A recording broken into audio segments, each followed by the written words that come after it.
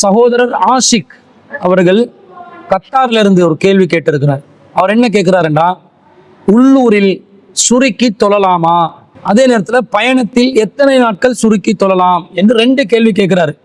அதுல முதலாவது கேள்வியாக உள்ளூரில் சுருக்கி தொழலாமா, அதாவது கஸ்ரு செஞ்சு தொழலாமா என்ற கேள்விக்கு நாங்கள் பதிலை பதிவு செய்து கொள்வோம்.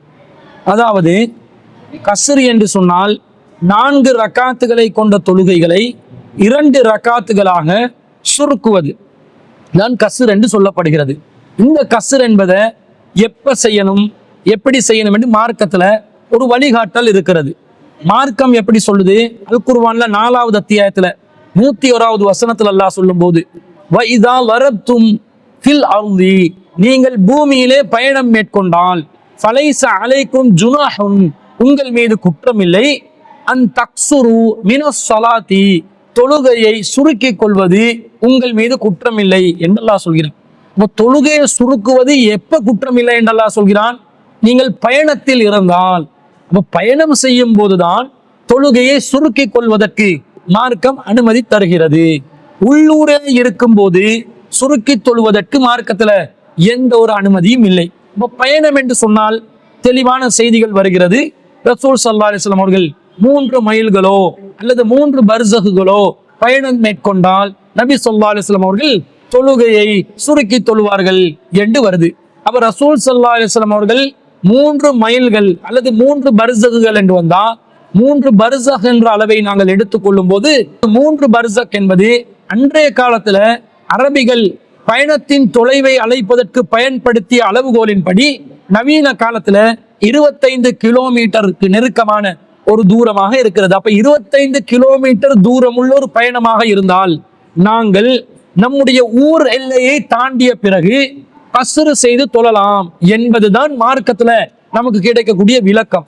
நாங்க இப்ப உள்ளூர் எல்லைக்குள்ள, நம்முடைய ஊர் எல்லை என்று எதை வச்சிருக்கிறோமோ அந்த ஊர் எல்லைக்குள்ள கஸ்ரு செய்வதற்கு எந்த ஒரு மார்க்க ஆதாரமும் இல்லை என்பதும், அதை செய்யக்கூடாது என்பதும், பயணத்தின் போதுதான் கஸ்ர் செய்ய வேண்டும் என்பதும், பயணம் என்பதற்கு 3 பர்ஸக் அதாவது 25 கிலோமீட்டருக்கு நெருக்கமான தூரம் என்பதை பயண முடிவாக இருக்கும் போது நம்முடைய உள்ளூர் எல்லையை தாண்டிய உடனேயே நாம் கஸ்ர் செய்து கொள்ளலாம் என்பதுதான் மார்க்கம் நமக்கு வழிகாட்டக்கூடியதாக இருக்கிறது. அதே நேரத்துல உள்ளூர்ல நமக்கு தரப்பட்டிருக்கக்கூடிய சலுகை என்று சொன்னா, ஜம்உ என்று சொல்லக்கூடிய சேர்த்து தொழுகிற அந்த தொழுகைக்கு சலுகை தரப்பட்டிருக்கிறது. பயணத்தின் போதும் கஸ்ரு செய்யலாம், ஜம்உ செய்யலாம். ஆனா உள்ளூரில் இருக்கும் போது கஸ்ரு செய்ய முடியாது, ஜம்உ மாத்திரம் செய்வதற்கு நமக்கு அனுமதி இருக்கிறது. எப்படி செய்தி வருதுன்னா, சஹீஹுல் புகாரியிலே 543வது செய்தியாக அப்துல்லா இப்னு அப்பாஸ் ரலியல்லாஹு அன்ஹு அவங்க அறிவிக்கிறாங்க, அன்னன் நபிய ஸல்லல்லாஹு அலைஹி வஸல்லம் ஸல்லா பில் மதீனதி ஸபஅன் வ தமானியல் லுஹ்ர வல் அஸ்ர, நபிகள் நாயகம் ஸல்லல்லாஹு அலைஹி வஸல்லம் அவர்கள் மதீனாவிலே 8 ரக்காத் லுஹர் அஸரையும் வல் மக்ரிப வல் இஷா 7 ரக்காத் மக்ரிப் இஷாவையும் சேர்த்து தொழுதார்கள் என்ற செய்தி வருது. அப்ப இந்த அய்யூப் என்ற அறிவிப்பாளர் ஒருத்தர் கேட்கிறார், லஅல்லஹு ஃபீ லைலத்தின் மதீரத்தின், அது மழை பொழிந்த ஒரு இரவில் நடந்ததா, ஒரு நாளில் நடந்ததா என்று கேட்கும் போது அறிவிப்பாளர் சொல்கிறார், கால அசா, ஆம் அப்படியாக இருக்கலாம் என்று சொன்னதாக இந்த செய்தியில வருது. அப்ப உள்ளூரில் இருக்கும் போது நபி ஸல்லல்லாஹு அலைஹி வஸல்லம் அவர்கள் 8 ரக்காத் லுஹர் அஸ்ர் 2ஐயும் சேர்த்து தொழுகிறாங்க.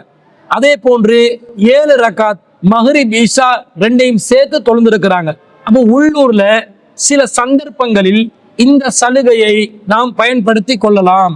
அதே நேரத்துல சஹீஹ் முஸ்லிம்ல 1267வது செய்தி அப்துல்லா இப்னு அப்பாஸ் ரலியல்லாஹு அன்ஹு அவங்க அறிவிக்கிறாங்க, ஸல்லா ரசூலுல்லாஹி ஸல்லல்லாஹு அலைஹி வஸல்லம், ரசூல் ஸல்லல்லாஹு அலைஹி வஸல்லம் அவர்கள் தொழுதார்கள் அல்-லுஹ்ர வல் அஸ்ர, லுஹர் தொழுகையும் அஸ்ர் தொழுகையும் தொழுதார்கள், ஜமீஅன் ஒன்றாக சேர்த்து தொழுதார்கள், வல் மக்ரிப வல் இஷா ஜமீஅன், மக்ரிபையும் இஷாவையும் ஒன்றாக சேர்த்து தொழுதார்கள், ஃபீ கைரி ஹௌஃபின், அச்சமான சூழ்நிலை இல்லாத நிலையில், வலா சஃபரின், பயணத்தில் இல்லாத நிலையில் மக்ரிப் இஷாவையும் லுஹர் அஸ்ரையும் ரசூலுல்லாஹி ஸல்லல்லாஹு அலைஹி வஸல்லம் அவர்கள் சேர்த்து தொழுதிருக்கிறார்கள் என்று தெளிவாக இந்த செய்தியில வருது.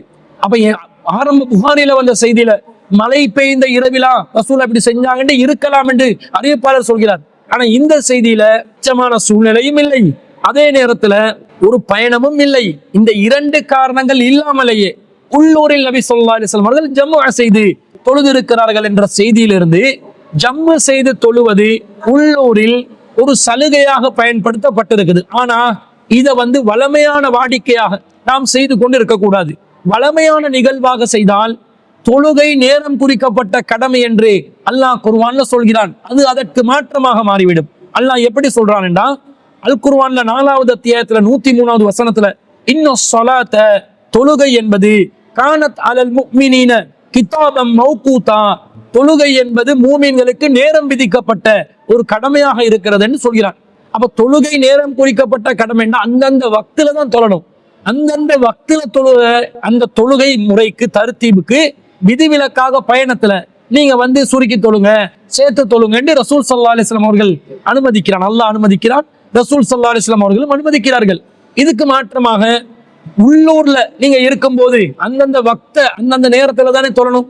அதுதானே வளமையான அசலான வடிவம். அதுக்கு மாற்றமா உள்ளூர்லையும் ரசூல் ஸல்லல்லாஹு அலைஹி வஸல்லம் அவர்கள் சலுகையாக ஜம்மு செய்வதற்கு அனுமதி தருகிறார்கள். இதையே நம்முடைய வாடிக்கையாக வைத்துக் கொண்டால், தினசரி நிகழ்வாக வைத்துக் கொண்டால், குர்ஆன் வசனம் சொல்லுது தொழுகை நீங்க நேரத்துக்கு உரிய கடமையா இருக்குது. போர்க்களத்துக்கு போனாலும் நேரத்துக்கு தொழுங்க, அதுதான் வழிகாட்டலா இருக்குதுன்னு சொல்லி அல்லாஹ் சொல்ற அந்த வழிமுறைக்கு மாற்றமாக வேறு வேறு வக்துகளை ஒரு வக்துல சேர்த்து தொழுற மாதிரி ஆகிரும் என்பதனால விதிவிலக்கை, ஒரு சலுகையை விதிவிலக்காக சலுகையாக பயன்படுத்தி கொள்ள வேண்டுமே தவிர, இப்போ ஒருத்தர் இருக்கிறார், கொழும்புல இருக்கிறார், அவர் பயணத்துக்கு போகல, அச்சமான சூழ்நிலை மேற்படல, மழையும் பெய்யல, இந்த மாதிரி நேரத்துல அவருக்கு ஏதோ ஒரு காரணத்தினால் 2 தொழுகைகளை சேர்த்து தொழ வேண்டிய ஒரு நிலை ஏற்படுகிறது. ஏதோ ஒரு வேலை பளு காரணமாக அல்லது அவருக்கு அந்த தொழுகையை நேரத்துக்கு தொழ முயற்சி செஞ்சு தொழ முடியாதவாறு அவர் தடுக்கப்பட்டிருக்கலாம். இப்படி ஏதாவது ஒரு சூழ்நிலை ஏற்படும் பொழுது சலுகையாக பயன்படுத்தி கொண்டு, விதிவிலக்காக பயன்படுத்தி கொண்டு, அரிதான நிலையில் இந்த சந்தர்ப்பத்தை, இந்த சலுகையை அவர் பயன்படுத்தி கொண்டால் அவர் மீது குற்றம் வராது. எந்த நேரமும் ஜம்மு செஞ்சு தொழுவது என்பது மார்க்கத்துக்கு எதிரான கருத்து. உள்ளூரில் சலுகையாக இருப்பதனால அதை விதிவிலக்காக அரிதான முறையில் தேவை ஏற்படும் போது மாத்திரம் இந்த சலுகையை பயன்படுத்தி கொண்டால் தொழுகை நேரத்துக்கு தொழணும் என்ற அந்த கட்டளையை மீறாத நிலையில் தொழுதவராகவும் ஆகுவார் என்பதை நாம் புரிந்து கொள்ள வேண்டும். எனவே பயணத்துல தான் கஸ்ரு, உள்ளூர்ல கஸ்ரு கிடையாது. உள்ளூர்ல ஜம்மு செய்யற சலுகை இருக்குது. அதையும் ஒரு தேவைக்கு அரிதான நிலையில் பயன்படுத்தி கொள்ள வேண்டும் என்பதுதான் அந்த சகோதரர் கேட்ட கேள்விக்கு நாம் பதிலாக பதிவு செய்து கொள்கிறோம்.